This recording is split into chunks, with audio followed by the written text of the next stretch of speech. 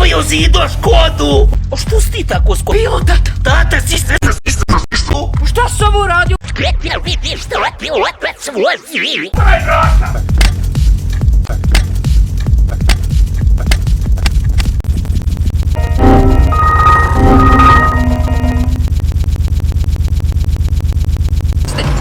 Ne trebaš.